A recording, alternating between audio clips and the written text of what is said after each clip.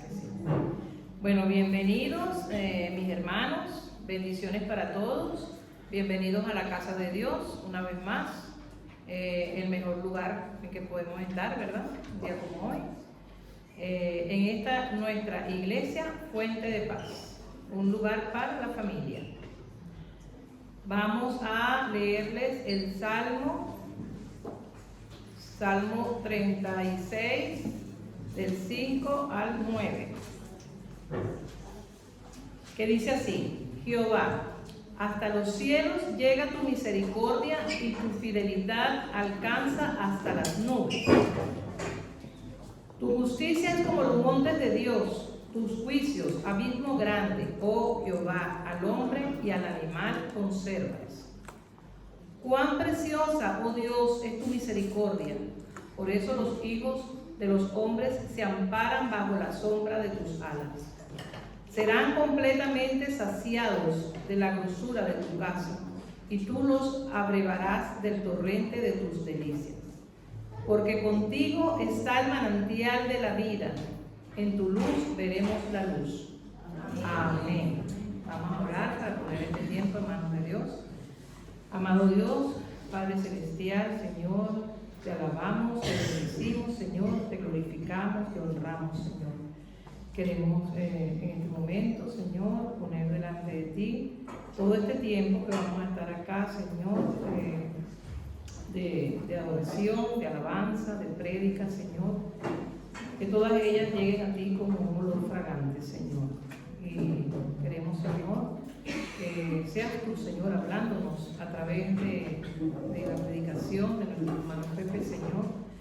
Seas tú hablándonos a cada uno de nosotros. Abre nuestros corazones, abre nuestros oídos espirituales para escuchar lo que tú nos quieres decir, Señor. Gracias, Señor. Gracias, Padre, por tu palabra, porque ella es vida, Señor, para nosotros. Y gracias, Señor, por tu amor y por tu misericordia. Todo esto te lo pedimos en el nombre de Cristo Jesús. Amén. Amén. Gracias al Señor por este tiempo de poder estar en su casa, en la casa de Dios. Sabemos que hay una palabra de Dios que dice, y todos la conocemos: donde hay 2 o 3 reunidos en su nombre, allí está en medio. ¿Quién? Dios. Por lo tanto, en este momento somos de los más privilegiados que existen. Porque Dios, el Todopoderoso, el Santo, nuestro Redentor, está con nosotros en este lugar. Habita en nuestras vidas. Y en este tiempo que vamos a tener de adoración, de alabanza, que sea una ofrenda para Dios. Todos tenemos motivos para dar gracias a Dios. El hecho de haber podido llegar hasta este lugar, caminar, a lo mejor con la salud no tan perfecta, pero aquí estamos. Y eso es un motivo de gratitud. Conozco personas, de mi familia incluso, que llevan largo tiempo hospitalizados sin poder moverse, jóvenes. ¿Cómo quisieran ellos volver a tener la oportunidad de poder moverse y caminar hasta la casa del Señor? Tú y yo tenemos el honor, el privilegio, en este momento, de estar en este lugar para honrar y darle gloria al que vive por los siglos de los siglos. Así que, iglesia, le invito a que nos levantemos de nuestros asientos, los que puedan hacerlo, porque alabar a Dios es una actitud del alma, del corazón. Si estás sentado, allí puedes adorar al Todopoderoso. Esta canción habla de mi gozo. ¿Cuál es tu gozo? ¿Cómo expresas tu gozo? Al saber que Dios te ama, al saber que te ha salvado. Así que le invito a que cantemos con alegría y gozo. Amén. Thank you.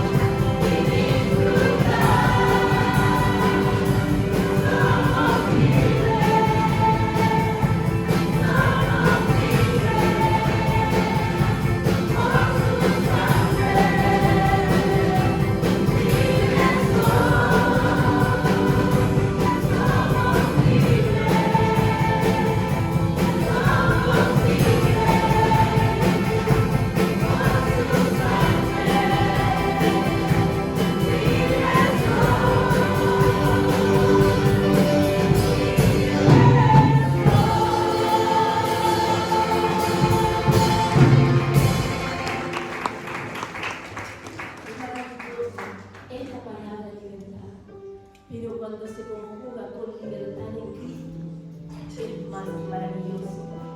Somos un pueblo muy bendecido y tenemos que tener conciencia de ello. Nosotros tenemos libertad para estar en la casa de Dios. Tenemos libertad para alzar nuestra voz. Tenemos libertad para aplaudir, para movernos, para expresar de la manera que el Espíritu nos impulse la alabanza al Todopoderoso. Tenemos libertad para alabar al Señor.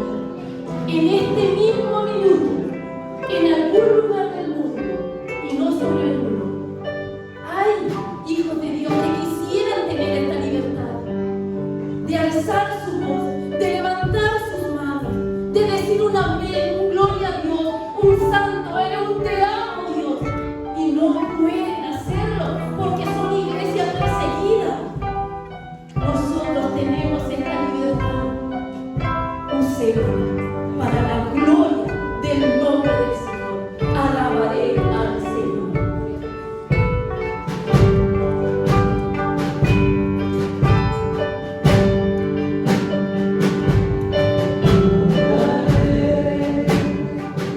Alabaré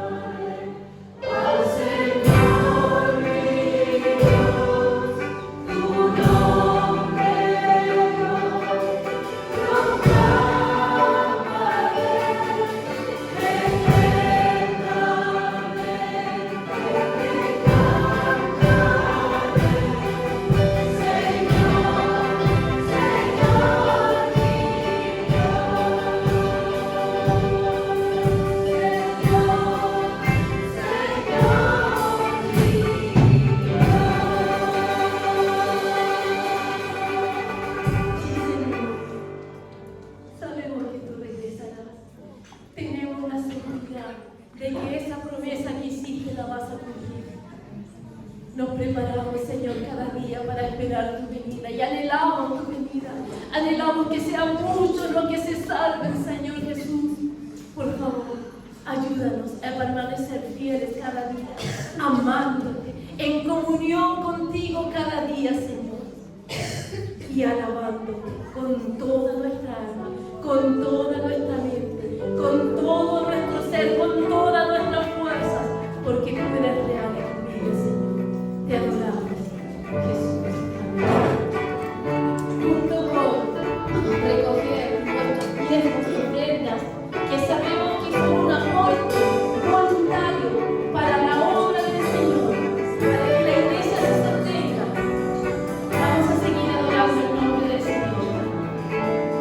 Nos ayuda a recoger los diezmos y ofrendas y dones de la vida.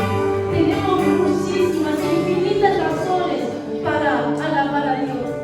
Aquí dice 10.000, pero ¿cuántas serán? Estamos respirando. Gracias, Señor. Pero el don, el regalo más grande que podemos disfrutar es ser salvos, haber sido redimidos. Y eso es lo que vamos a hacer: alabar al Señor con todo lo que somos, con todo nuestro ser, con todo nuestro corazón.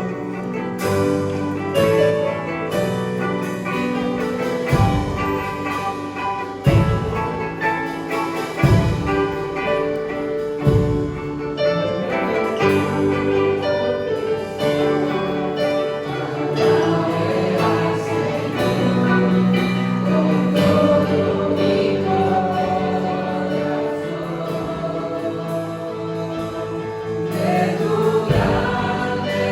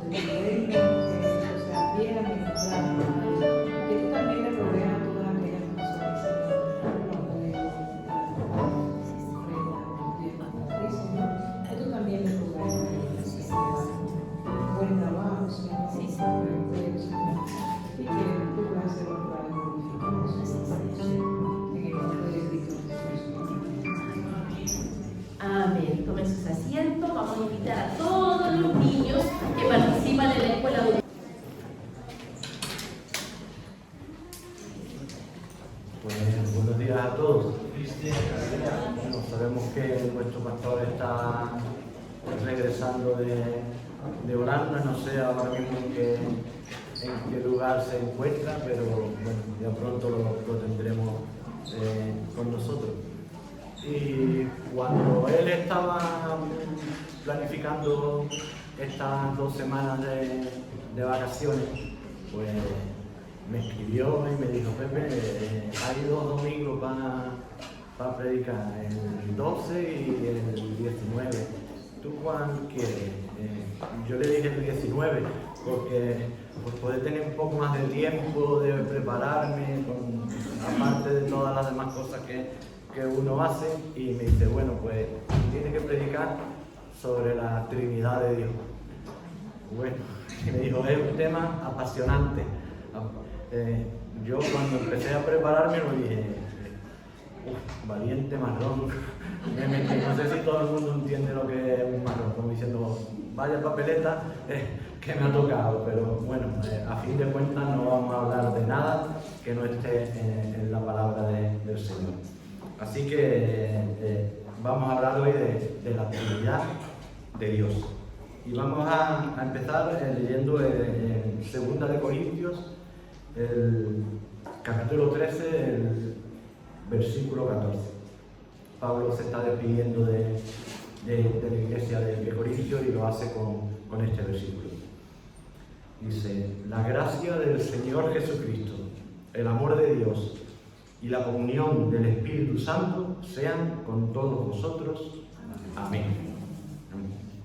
Aquí, de entrada, ya nos encontramos con 3 bendiciones, ¿no? La gracia, el amor y la comunión, pero al mismo tiempo nos encontramos ya con 3 personas: el Señor Jesucristo, el Padre y el Espíritu Santo. Y fijaros que en el orden, ¿no? El Señor Jesucristo, el Padre y el Espíritu Santo.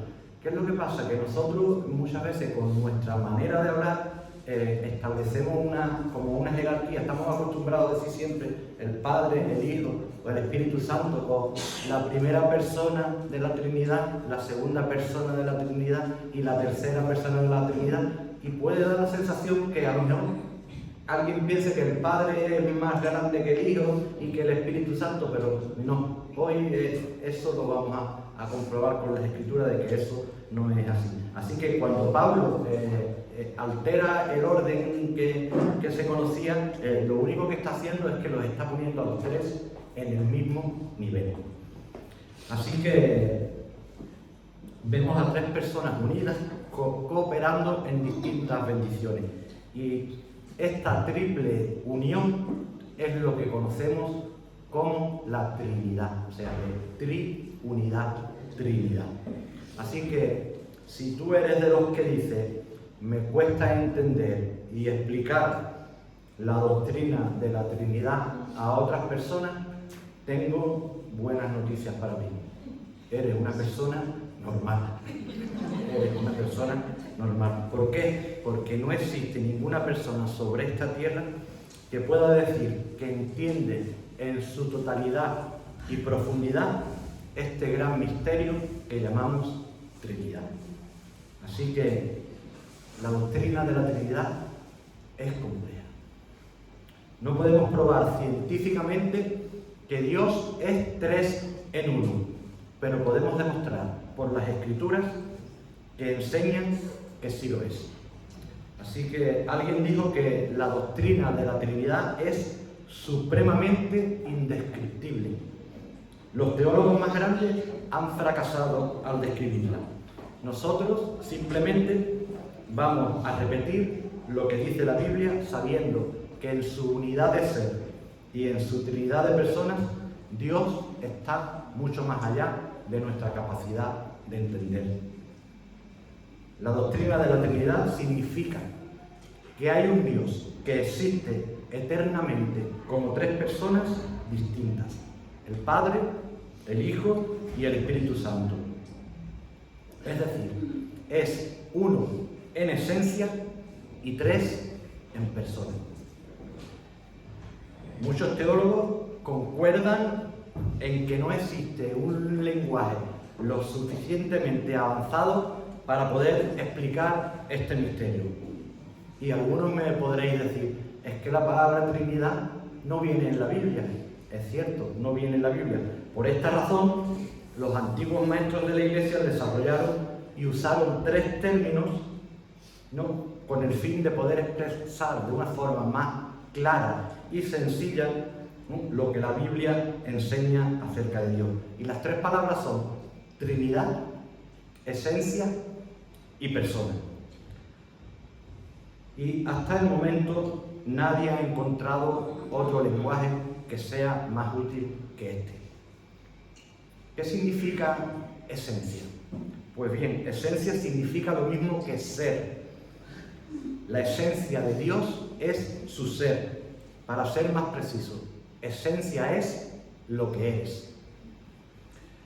Por supuesto que siempre vamos a estar hablando por comparación, porque a Dios no lo podemos entender físicamente, porque como dice Juan en el capítulo 4 y en el versículo 24, Dios es espíritu.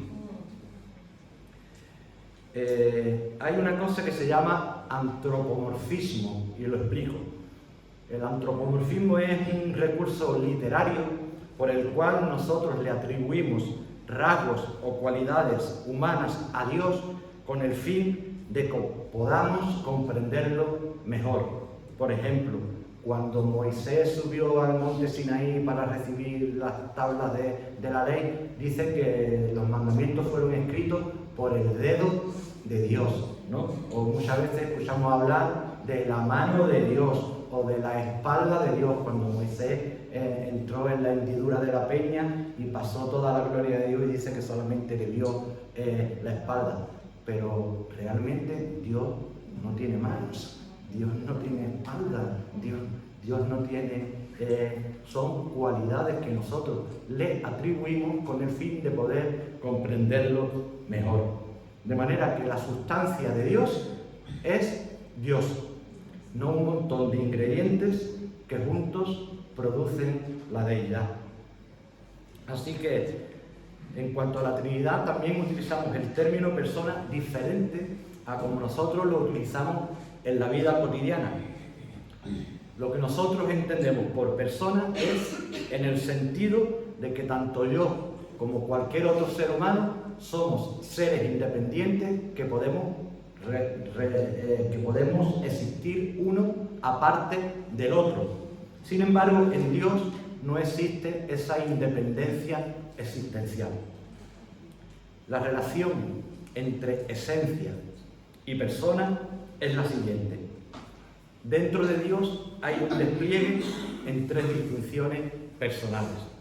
Y estas distinciones personales no son las divisiones del ser divino, son formas personales de existencia sin que haya una diferencia en el mismo ser. Esto lo vamos a ir comprendiendo, aunque suena así, lo vamos a comprender poco a poco. Es decir, Dios existe como Padre, Dios existe como Hijo y Dios existe como Espíritu Santo.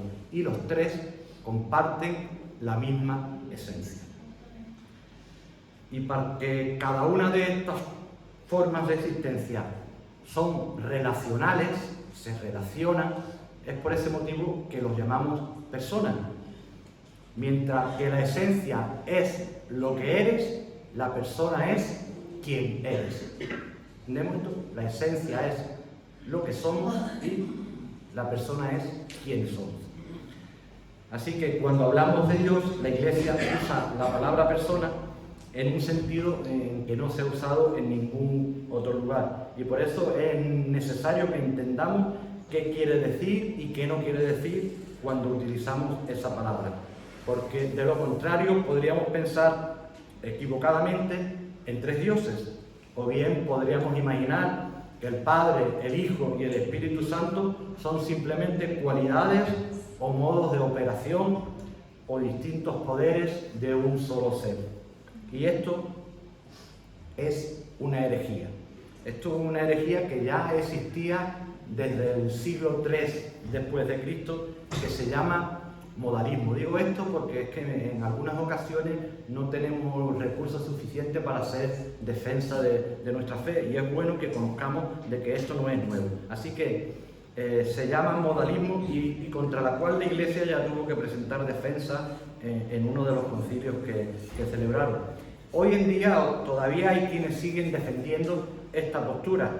Esto dio origen en un hombre que se llamaba Sabelio, y enseñaba que Dios es uno y que las tres personas de la Trinidad no son personas distintas, sino modos o manifestaciones de un mismo Dios. Este Sabelio decía que en el Antiguo Testamento Dios se manifestaba como Padre, que en el Nuevo Testamento, en los Evangelios, Dios se manifestaba como Hijo, y que a partir de Pentecostés Dios se manifestaba como el Espíritu Santo. Y esto es totalmente incorrecto. Más adelante, en el siglo IV, apareció otro hombre, Arrio, que enseñaba, y la herejía se llamaba el arrianismo, ¿no? Y él enseñaba que Jesucristo no era Dios por naturaleza, sino una criatura creada por el Padre y que estaba subordinado a Él. Y por tanto, hubo un tiempo en que el Hijo no existía. Él se agarraba al hecho de que Jesús decía: yo no he venido a hacer mi voluntad, sino la voluntad del que me envió, haciendo de esta manera a Jesús inferior al Padre. Y entonces negaba la igualdad divina entre el Padre, el Hijo y el Espíritu Santo. Y de estas dos corrientes provienen muchas cosas que todavía se ven hoy en día. De ahí salen los testigos de Jehová, salen los que dicen los de solo Cristo, salen los unicitarios, y así que esto, aunque ya apareció en los primeros siglos, hoy en día sigue estando muy presente en los tiempos en los que vivimos. Personas tampoco significa partes. Las personas no son partes de Dios, sino que cada persona es Dios mismo y a la vez son diferentes entre sí. El Padre no es el Hijo, el Padre no es el Espíritu Santo, y el Espíritu Santo tampoco es el Hijo.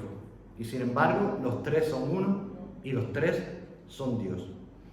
Y el gran misterio de la Trinidad es este: cómo tres personas están relacionadas la una con la otra en un solo ser divino, sin ser solamente partes de ese mismo ser. Esto lo que nos enseña es que en Dios hay una realidad eterna que escapa a nuestra comprensión. Porque si Dios cupiera en nuestra inteligencia, sería producto de nuestra imaginación y por tanto más pequeño que nosotros, y entonces dejaría de ser Dios. Y por eso tenemos que darnos cuenta de lo que es la imaginación y lo que es la revelación. El otro día hablábamos algo de esto en el estudio bíblico.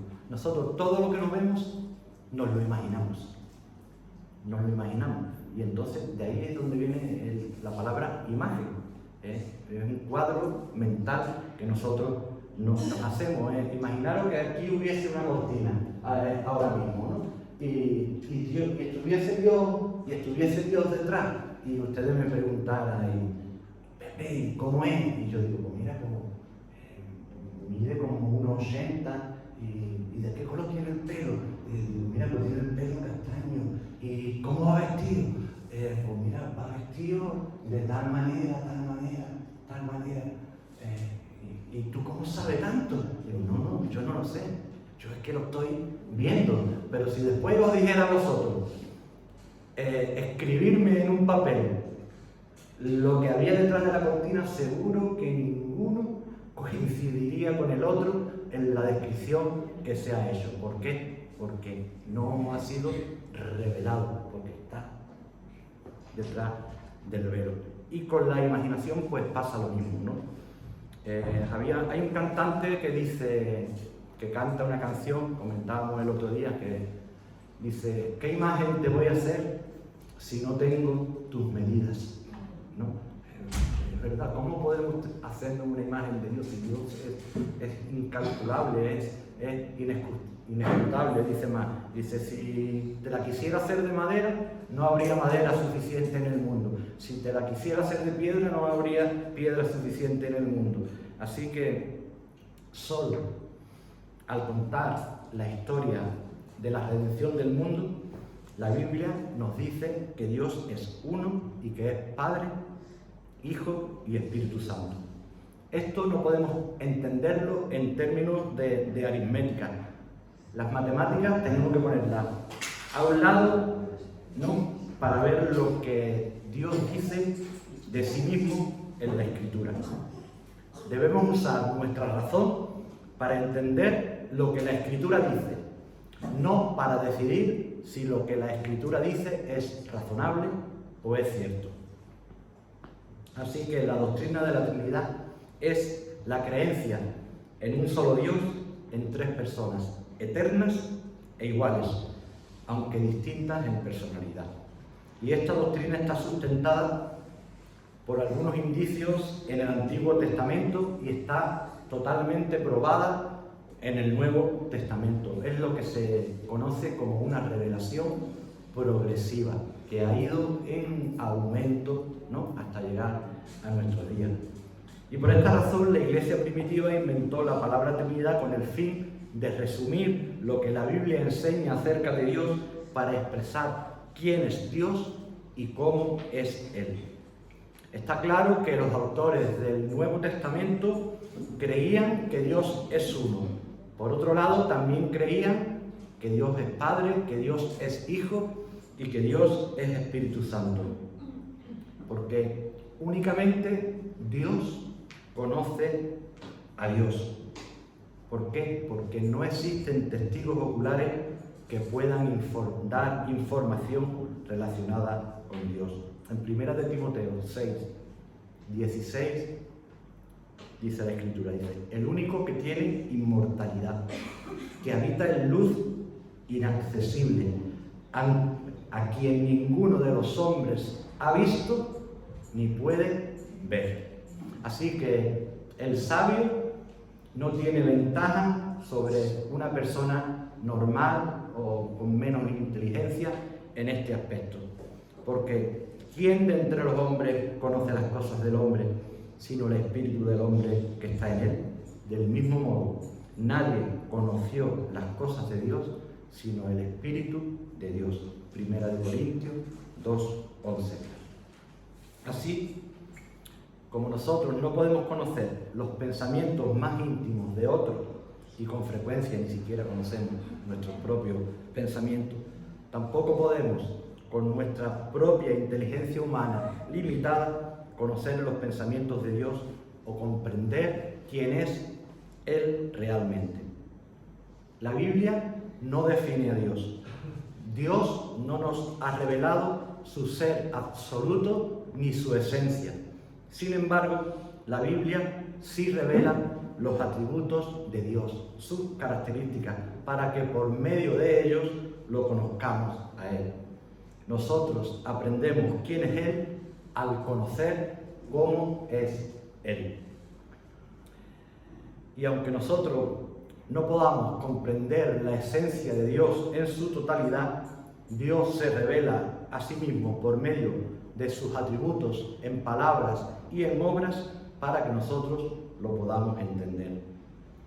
Generalmente hacemos una distinción entre los atributos y la esencia de una cosa. Sin embargo, en el caso de Dios, sus atributos describen su misma esencia. Por ejemplo, como nos decía Rubén la semana pasada, no solamente es un atributo de Dios que Dios ama, sino que Dios es amor. ¿No? Entendemos, ¿no? La esencia, el atributo.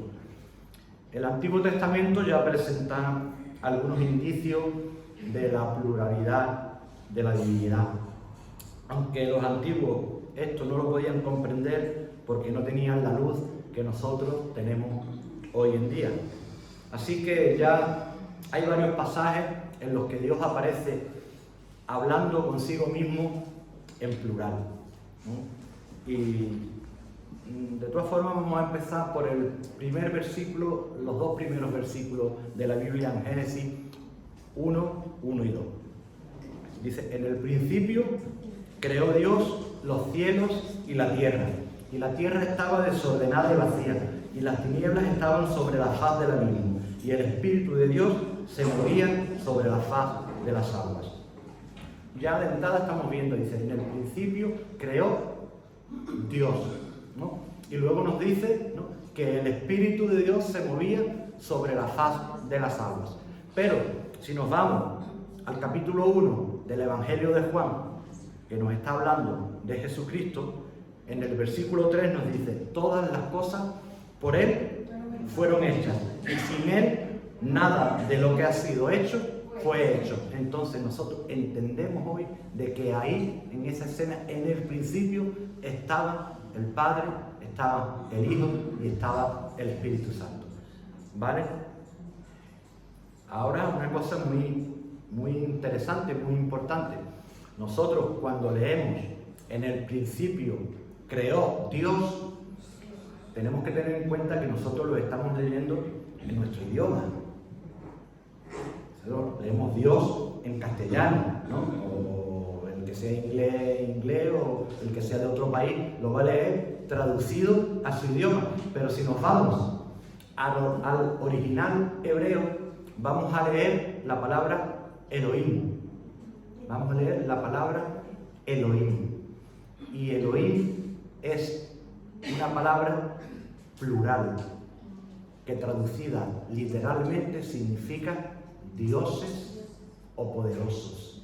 Y si las fuentes que he consultado no están equivocadas, creo que aparece alrededor de 2200 veces en el Antiguo Testamento, ¿no?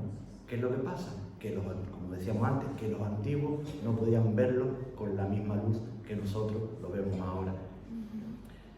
En Génesis 1:26, entonces dijo Dios, hagamos al hombre a nuestra imagen, conforme a nuestra semejanza. Entonces, dijo Dios, ¿cuántos? Uno, ¿no? Hagamos. ¿Cuántos? Plural, ¿no? Dios singular, hagamos plural. Génesis 1, 11, 6, 7. Dice, y dijo Jehová, he aquí el pueblo es uno, y todos estos tienen un solo lenguaje. Esto es cuando los hombres estaban construyendo la torre de Babel. Y han comenzado la obra, y nada les hará desistir ahora de lo que han pensado hacer. Ahora pues, descendamos y confundamos allí su lengua, para que ninguno entienda el habla de su compañero. Entonces, y dijo Jehová, ¿cuántos? Uno, singular. Descendamos y confundamos. ¿Cuántos? Plural. Entonces, claramente observamos que existe una pluralidad en la unidad de Dios, porque Dios es uno y tres personas a la vez. Por eso hablamos de una revelación progresiva, porque es con la luz que tenemos hoy, con la luz de Cristo, que nosotros entendemos que Dios no estaba hablando solo, o estaba hablando en voz alta, o que sufría de un trastorno de la personalidad múltiple. No, de ninguna manera. Hoy comprendemos que allí estaban las tres personas de la Trinidad. Estaba el Padre, estaba el Hijo y estaba el Espíritu Santo.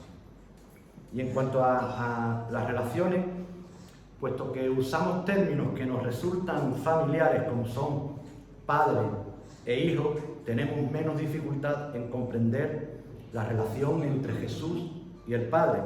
Jesús dijo en Mateo 11:27, todas las cosas me fueron entregadas por mi Padre, y nadie conoce al Hijo sino el Padre, ni nadie conoce al Padre sino el Hijo y aquel a quien el Hijo se lo quiera revelar.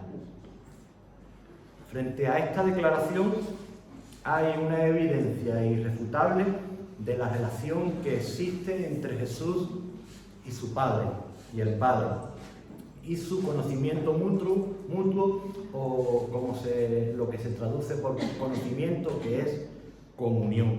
Hay verdadera comunión entre Jesús y el Padre. Pero ya sabemos que en el Antiguo Testamento estaba velada la Trinidad, pero ahora vamos a ver la Trinidad en el Nuevo Testamento, ¿no? Y hemos empezado con el versículo ese de Pablo a la iglesia de los Corintios. Y esta fórmula trinitaria de Padre, Hijo y Espíritu Santo es la misma que nosotros usamos en el bautismo, en nuestras oraciones, o como el apóstol Pablo en esta ocasión, que es lo que se ha llamado la bendición sacerdotal o la bendición apostólica. Así que, viendo con claridad a las tres personas, en este versículo vamos a hacer un recorrido por la Escritura para verificar la existencia de las tres personas, que las tres operan juntas, que son personas distintas y con distintas funciones y que son el único Dios.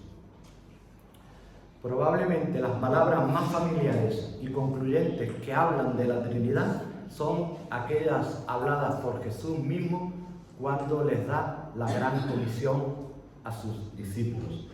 En Mateo 28 y 19 dice: por tanto, id y haced discípulos a todas las naciones, bautizándolos en el nombre del Padre, del Hijo y del Espíritu Santo. Ahí es donde más claramente parece que vemos las tres personas de la Trinidad operando juntas en lo que es el bautismo del creyente.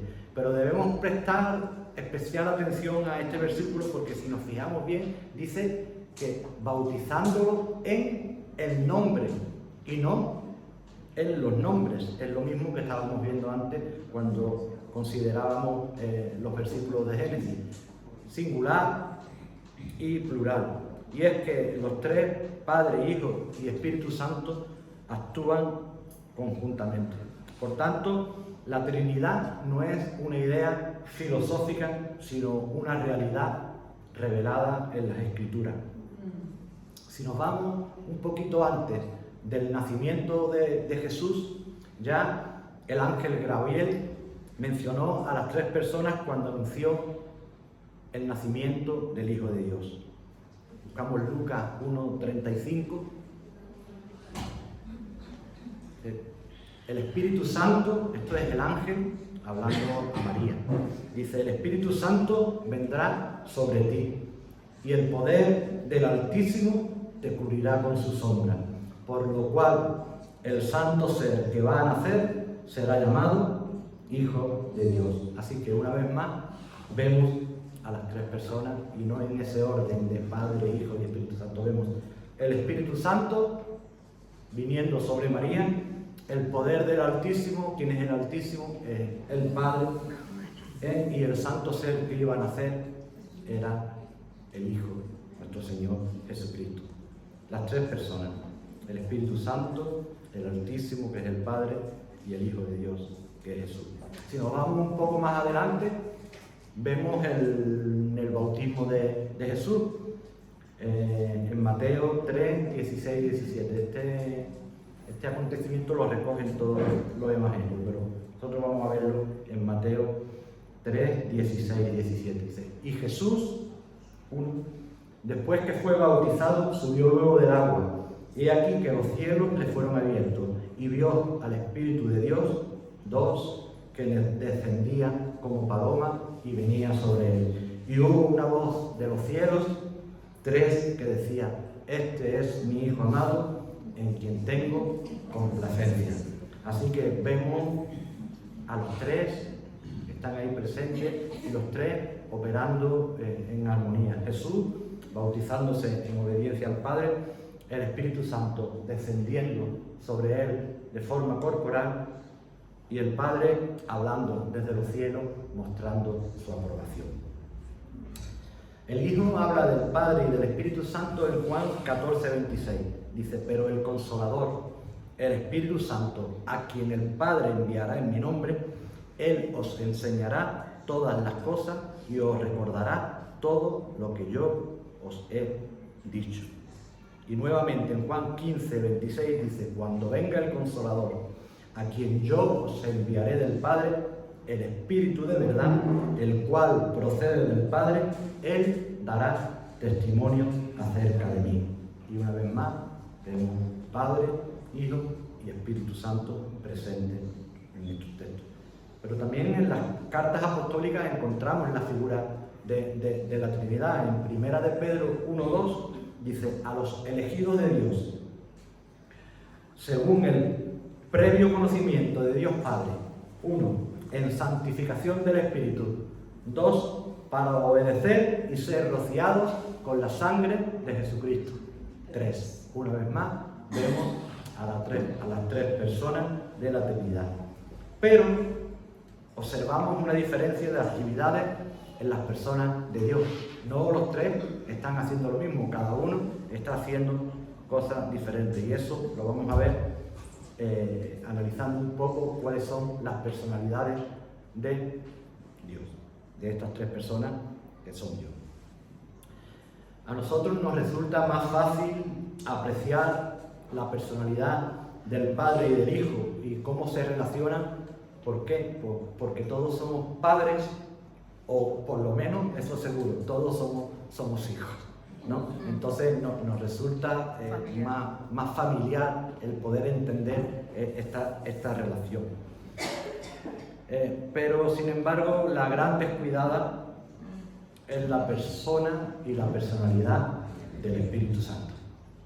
A veces el Espíritu Santo se le trata más como a una fuerza que como a una persona, pero el Espíritu Santo no es una fuerza. Hemos leído en Juan 14, 26, dice, más del Consolador, el Espíritu Santo, a quien el Padre enviará en mi nombre, Él os enseñará todas las cosas y os recordará todo lo que yo os he dicho.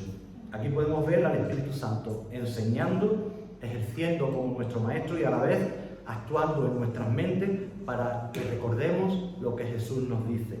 Y evidentemente esto no lo puede hacer una fuerza. Son acciones llevadas por una persona, el Espíritu Santo. En Juan 16, de 7 al 15, aquí nos habla extensamente sobre la persona del Espíritu Santo. Juan 16, de 7 al 15. Dice, pero yo os digo la verdad, os conviene que yo me vaya, porque si no me fuera, el Consolador no vendría a vosotros, mas si me fuere, os lo enviaré. Y cuando Él venga, convencerá al mundo de pecado, de justicia y de juicio. De pecado por cuanto no creéis en mí, de justicia por cuanto voy al Padre y no me veis más, y de juicio por cuanto el príncipe de este mundo ha sido ya juzgado. Aún tengo muchas cosas que deciros, pero ahora no las podéis sobrellevar. Pero cuando venga el Espíritu de verdad, Él os guiará a toda la verdad, porque no hablará por su propia cuenta, sino que hablará todo lo que oyere y os hará saber las cosas que habrán de venir. Él me glorificará, porque tomará de lo mío y os lo hará saber. Todo lo que tiene el Padre es mío, por eso dije que tomará de lo mío y os lo hará saber. Aquí, en este texto, vemos al Espíritu Santo viniendo a nosotros. Vemos al Espíritu Santo convenciendo al mundo. Vemos al Espíritu Santo guiando a toda la verdad. Lo vemos hablando todo lo que oye. Lo vemos oyendo todo lo que se habla. Lo vemos revelando lo que ha de venir. Y por supuesto, lo vemos glorificando a Jesús. Así que podemos comprobar que las Escrituras no escatiman en detalles para demostrar sobradamente que el Espíritu Santo es una persona y no una fuerza. El hecho de que el Espíritu Santo es una persona, no una fuerza impersonal, como podría ser la gravedad, se demuestra por el hecho de que también habla. Dice Hebreos 3:7, por lo cual, como dice el Espíritu Santo, si oyeres hoy su voz, ¿quién lo dice? El Espíritu Santo. También razona, dice, porque ha parecido bien al Espíritu Santo y a nosotros mismos no imponeros ninguna carga más que estas cosas necesarias. ¿A quién le ha parecido bien? Al Espíritu Santo. El Espíritu Santo piensa y entiende. Dice, pero Dios nos la reveló a nosotros por el Espíritu, porque el Espíritu todo lo escudriña, aun lo profundo de Dios. Porque ¿quién de los hombres conoce las cosas del hombre, sino el Espíritu del hombre que está en él? Así tampoco nadie conoció las cosas de Dios, sino el Espíritu de Dios. Podemos ver que el Espíritu piensa y entiende, el Espíritu escudriña. El Espíritu también tiene voluntad. En 1 Corintios 12:11 dice, pero todas estas cosas las hace uno y el mismo Espíritu, repartiendo a cada uno en particular como Él quiere. ¿Cómo reparte el Espíritu? Como Él quiere, según su voluntad. También tiene sentimientos. Efesios 4:30 nos dice, y no contristéis al Espíritu con el cual fuisteis sellados para el día de la redención. Y todas estas vemos que son cualidades de persona. Textos que dejan claro que el Espíritu Santo tiene una personalidad distinta de la personalidad del Hijo y del Padre. Son tres personas reales, no tres papeles que desempeñó Dios. Debemos decir que nunca existió un tiempo cuando una de las personas de la Trinidad no existía. Todos son eternos. De manera que si el Padre ha sido Padre eternamente, que es cierto, para ser Padre, ¿qué hace falta? Tener un Hijo. Entonces, si el Padre es eterno, el Hijo también tiene que ser eterno. Pero, ¿y el Espíritu?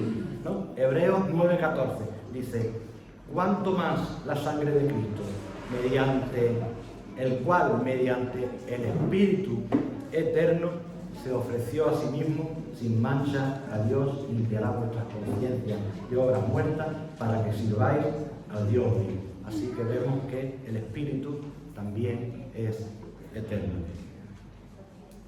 Y aunque los tres miembros de la Trinidad son distintos, esto no significa que ninguno de los tres sea inferior al otro. Son todos idénticos en esencia y atributos. Son iguales en amor, en misericordia, en justicia, en santidad y en muchas otras cualidades. Los tres son omnipotentes, omniscientes y omnipresentes. Entonces, si Dios es tres personas, ¿eso significa que cada persona es un tercio de Dios? ¿Significa que la Trinidad de Dios se divide en tres personas? De ninguna manera. La Trinidad no divide a Dios en tres partes. La Biblia es clara en que las tres personas son cada una 100% Dios. El Padre, el Hijo y el Espíritu Santo son todos completamente Dios.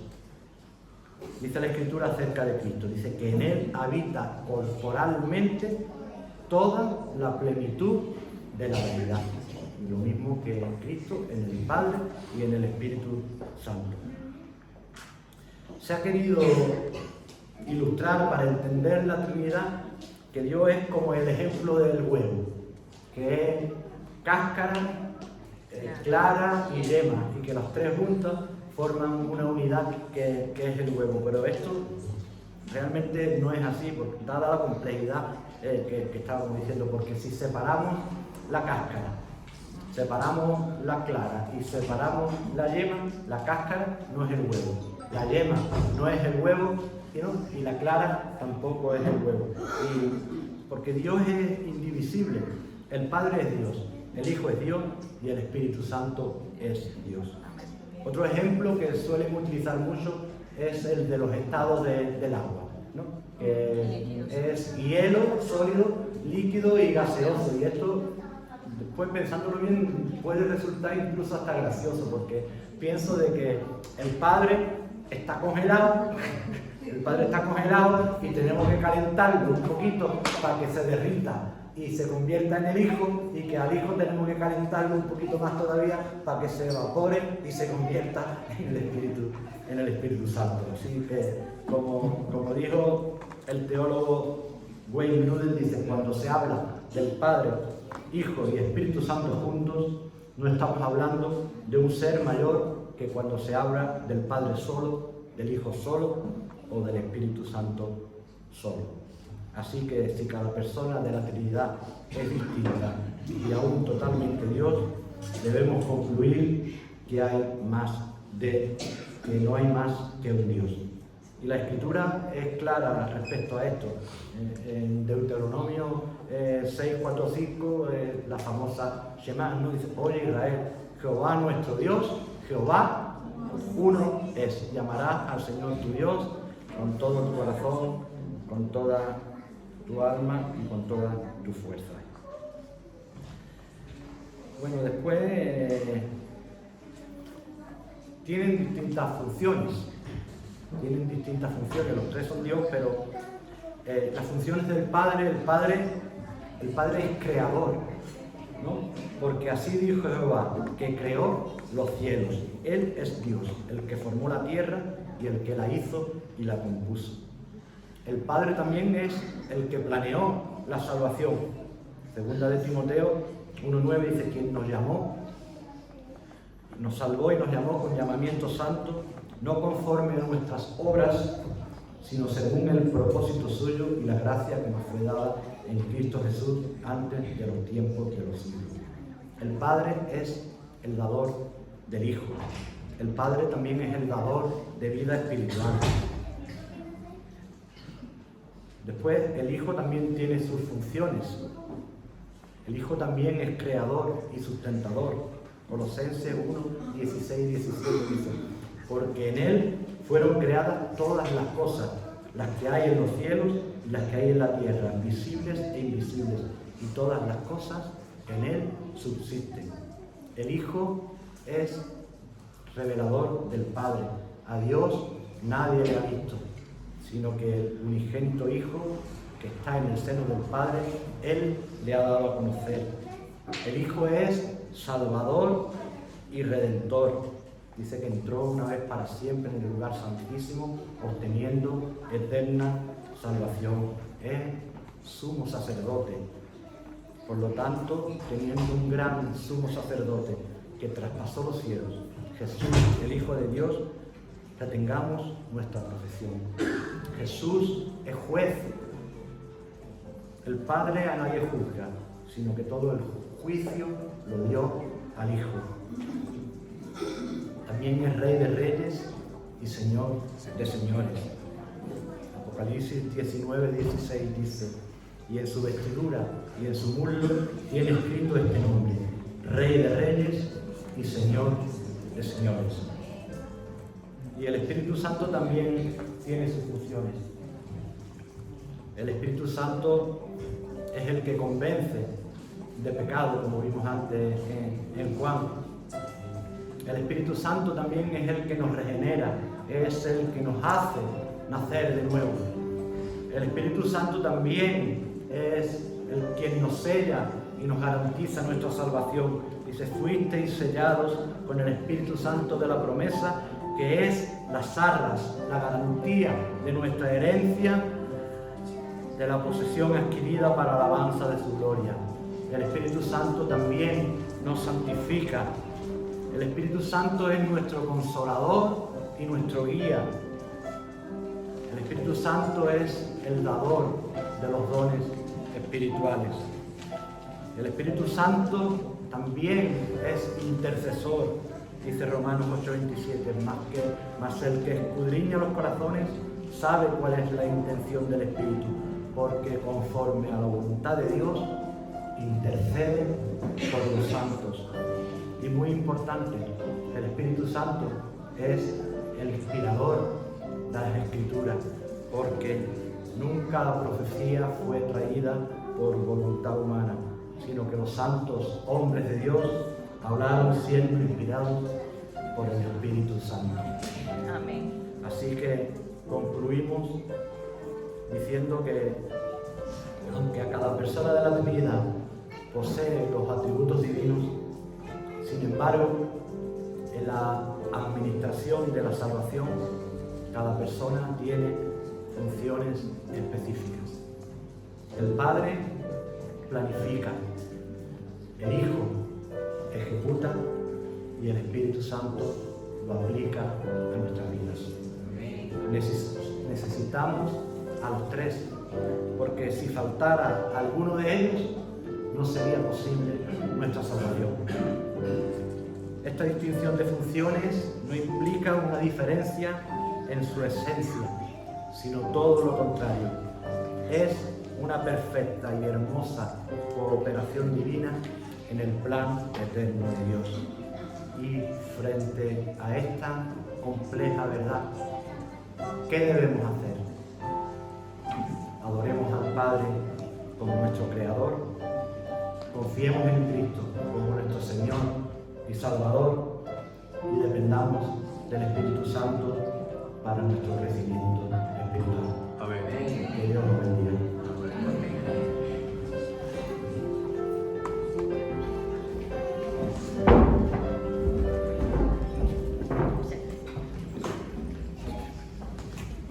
Amén. Gracias, Señor, por su palabra. A continuación, vamos a poner mucha atención a como la que hemos puesto en la palabra, porque vamos a recibir a los niños con una canción especial. ¿Sabes?